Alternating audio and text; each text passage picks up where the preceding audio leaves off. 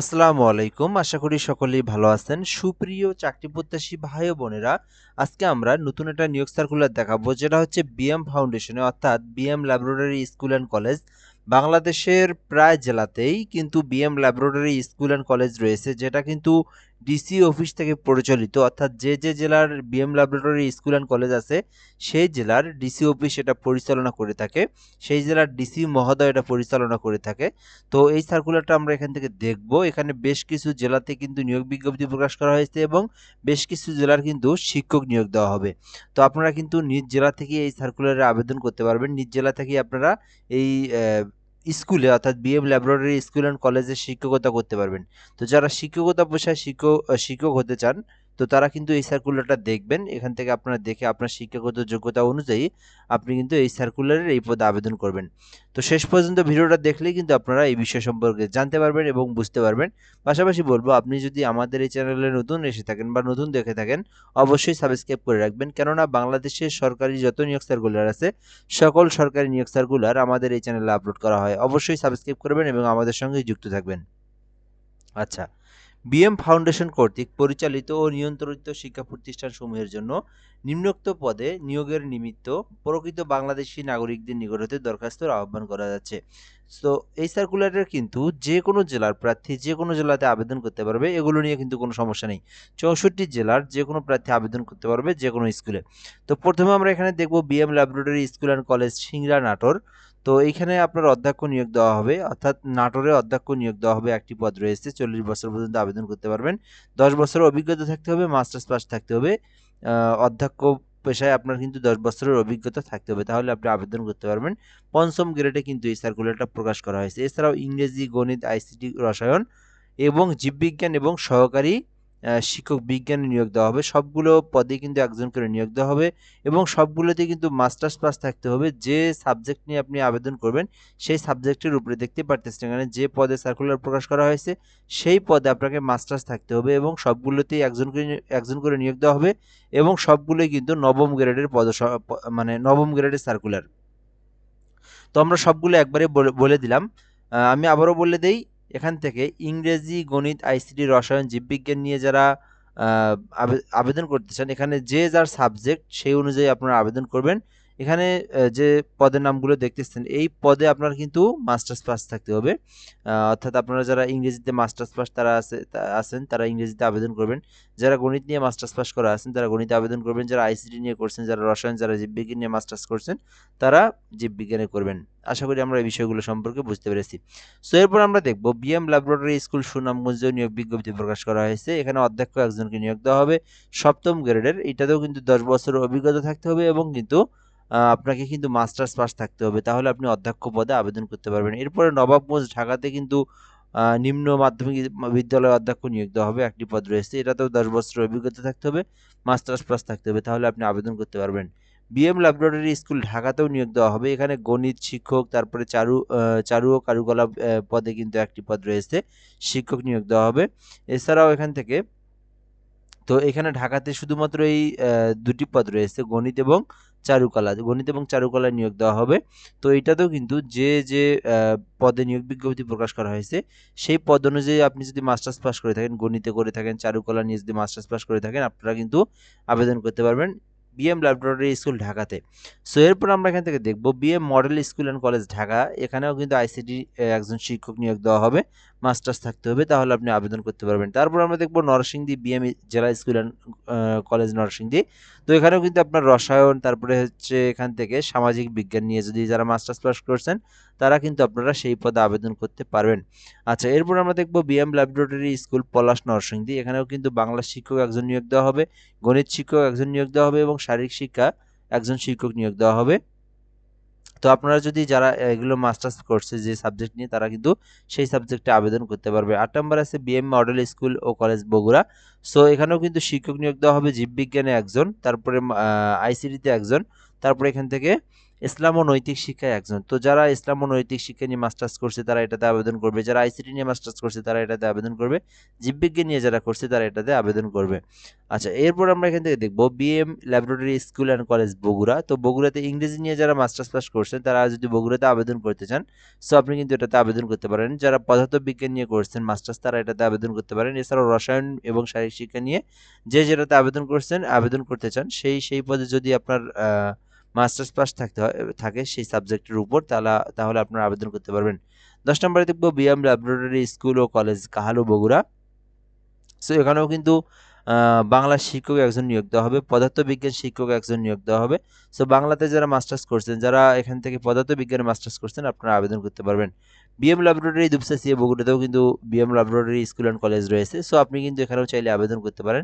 সেক্ষেত্রে আপনার এখান থেকে ইসলাম ও নৈতিক শিক্ষাতেও কিন্তু একটি পদ রয়েছে, এছাড়াও এখানে শারীরিক শিক্ষাতেও দুটি পদ রয়েছে এবং এখান থেকে ইংরেজিতে দুটি পদ রয়েছে। সো আপনারা যেটাতে রয়েছেন, যে অনুযায়ী যে সাবজেক্ট নিয়ে আপনারা মাস্টার্স করেছেন সেই সাবজেক্টের উপরে আপনারা আবেদন করতে পারবেন। এরপর এখান থেকে আমরা দেখব এখান থেকে গণিত এবং সাধারণ নিয়োগ, অর্থাৎ এখান থেকে সাধারণ শিক্ষকেও কিন্তু একটি পদ রয়েছে। এটা হচ্ছে আপনার দুপচাচিয়া বগুড়া। তো আপনারা কিন্তু এটাতে আবেদন করতে পারেন। এরপর আমরা দেখব Atrai Naogaon. So Naogaon BM laboratory school and কলেজে নিয়োগ বিজ্ঞপ্তি প্রকাশ করা হয়েছে। এখানে কিন্তু আপনার ইংরেজি শিক্ষক একজন, তারপরে অধ্যক্ষ একজন, তারপরে এখান থেকে রসায়ন একজন, বাংলা একজন। তো আপনারা যেটা নিয়ে মাস্টার্স করছেন সেই সাবজেক্টের উপরে আপনারা সেই পদে আবেদন করবেন। এরপরে দেখবো BM laboratory school and college Rangpur. So যারা রংপুর থেকে আবেদন করতে চান, রংপুরে যাদের বাড়ি তারা কিন্তু রংপুরে আবেদন করতে পারবেন। তো এখানে আপনার বাংলা যারা করছেন, মাস্টার্স করছেন যারা, তারা কিন্তু আবেদন করতে পারবেন। 14 নম্বরে দেখবো বিএম মডেল স্কুল ও কলেজ রংপুর। এখানে গণিত একজন এবং সহকারী শিক্ষক গণিত একজন নিয়োগ দেবে, অর্থাৎ প্রভাষক নিয়োগ দেওয়া হবে একজন এবং সহকারী শিক্ষক নিয়োগ দেওয়া হবে একজন, দুইটাই কিন্তু গণিত। যারা গণিত নিয়ে মাস্টার্স করছেন তারা কিন্তু আবেদন করতে পারবেন। তো এখানে 15 নম্বরে দেখব BM library school and college Gaibandha. তো গাইবান্ধা জেলাতে যদি কেউ চাকরি করতে চান সেক্ষেত্রে গাইবান্ধা জেলাতে আপনারা আবেদন করতে পারবেন। তো এখানে ইংরেজি শিক্ষক একজনকে নিয়োগ দেওয়া হবে।